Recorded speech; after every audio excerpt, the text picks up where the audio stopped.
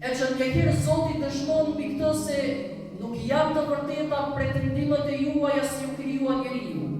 Nga sa ai njeri është krijuar nga toka dhe njeri e kam krijuar unë. E Allahu na urdhëron në një ajet tjetër atje në surën Al-Ankabut, ku na thot kul siru fil ardi, dilni dhe ecni në sipërfaqen e tokës o njeri, për çka? Fanzuru kayfa bada'a al-khalq. Për të mësuar dhe të interesohesh se si e krijuar ti. Dhe pse po dilni dhe ecni në sipërfaqen e tokës? Për arsye se ta jep mesazhin njëri interesohu por dije se ti e krijuar nga kjo tokë. Dilni dhe ecni në tokë për të shikuar se ti je pjesë e kësaj toke.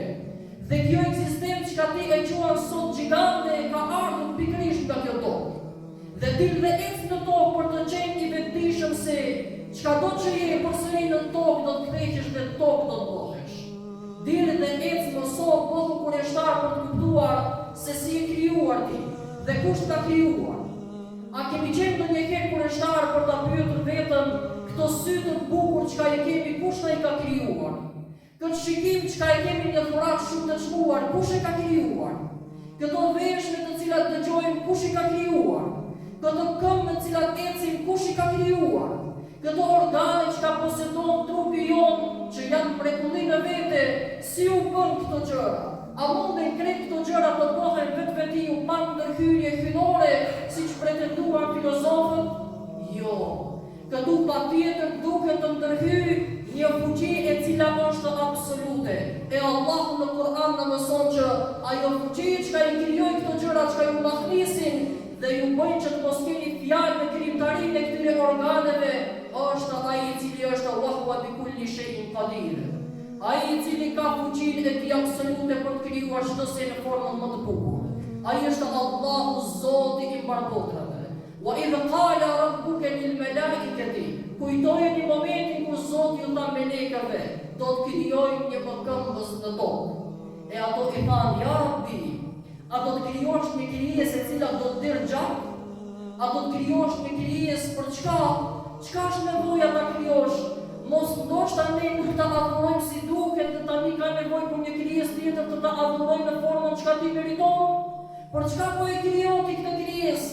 Qala inni a'lamu ma la ta'lamun. Allahu ju tha melekëve, prisni se unë e di ato çka ju nuk e dini. Dhe këtu marrim një mësim nga ky ajet i Kur'anit famullar.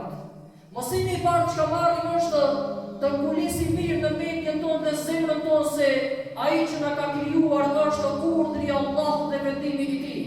Kur ai ka dashur që të krijohet krijesa e tij, ka krijuar njeriu. Dhe çdo pretendim tjetër i cili vjen ndesh me këtë është i pavërtetë dhe është mashtrim, është iluzion që s'duket pranuar. E çka duket pranuar dhe ku duket qetësohet zemra jonë, Allahu është krijuesi jonë dhe i çdo seni që ne e shohim, çdo seni që ne e dim dhe nuk e dim. Ai është krijuesi i çdo gjëje. Qala inni a'lamu ma la ta'lamun. Prisni o melekët e mia, pse? Nga se unë di ato çka ju nuk e dini. Sepse ju nuk e dini që krijesa më e dashur nga mbar krijesat e mia, që unë do e vlerësoj më tepër se gjithë krijesat e mia, do të jetë nga krijesa e njeri, e që është Muhammed Mustafa alayhi salatu wassalam. Prisni o melekët e mia, pse? Nga se ju nuk e dini që nga kjo krijesë që ju thoni vetëm gjatë do të tërë, do të ketë të tillë të cilat me veprat e mira të tyre do arrijnë që të ngritën te madhëria ime më lart se sa ajo çka ju e keni te madhëria ime. Pra do arrijnë që me veprat e veta të ngritën në nivele më të larta të melekëve. E kush janë këto? Janë ato çka quhen pejgamberët e Allahut xhelle xhelaluhu wa xhelle shanuhu, të cilët e Zoti i madhëruar kanë vlera dhe kanë peshë më tepër se edhe vetë melekët që Zoti ka krijuar, megjithse ato janë të çdo herë ndalishmëri për të adhuruar Allahun. E pse atëherë pejgamberët që kanë ngritur më tepër, nga se janë ngritur më tepër se megjithse janë të sprovuar me vepra të këqija, ato përsëri kanë dëshmuar mirësinë e tyre dhe përkushtimin ndaj Allahut të madhëruar, dhe Zoti u ka dhënë vlerën më tepër se sa melekëve që kanë vlerën.